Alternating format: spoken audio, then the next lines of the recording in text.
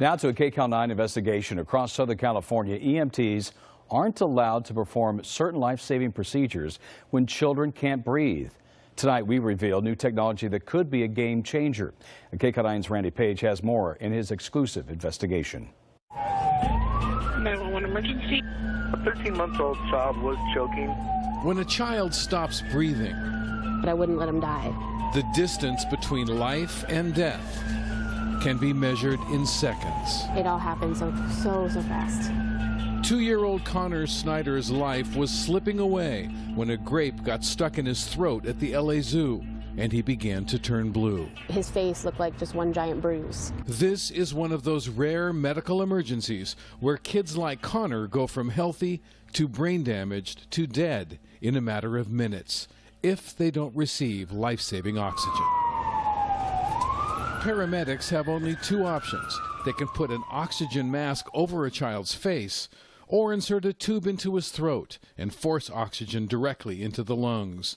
The paramedics who tried to save Connor's life on that July afternoon of 2015 had just one option. They were only allowed to use a mask, and that grape that was stuck in his throat was preventing the oxygen from getting into his system. Happy birthday to you. Connor did survive, but his brain was severely damaged.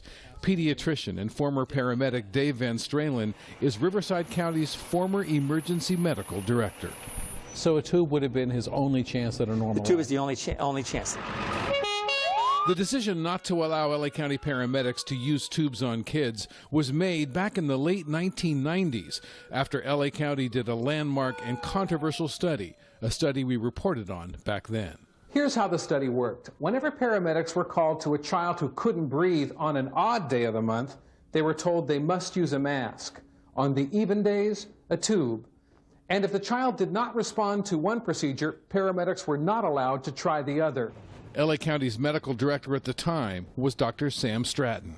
We found that there's no difference in the two methods as far as the outcome of the child. So LA County decided to remove the tubes for kids from all of its ambulances, and many other counties have since followed, including San Bernardino. Show me what the new technology gives you. San Bernardino County Fire Chief Mark Hartwick, who's also a paramedic, wants the tubes back. He says technological advances have all but eliminated the complications LA County found in its study 2 decades ago. So those are the cords right there. Tiny cameras with powerful lights allow paramedics to see into the child's throat to make sure they slip the tube in between the vocal cords and into the windpipe. You insert the tube. As you can see, it slips right into the cord.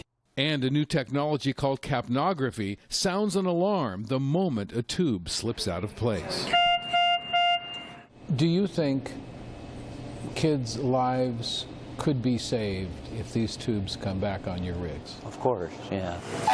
This is a catastrophic event that is extremely rare. So rare, says LA City Fire's medical director, Dr. Mark Eckstein, that there is a risk paramedics will not be skilled enough to use the tubes properly.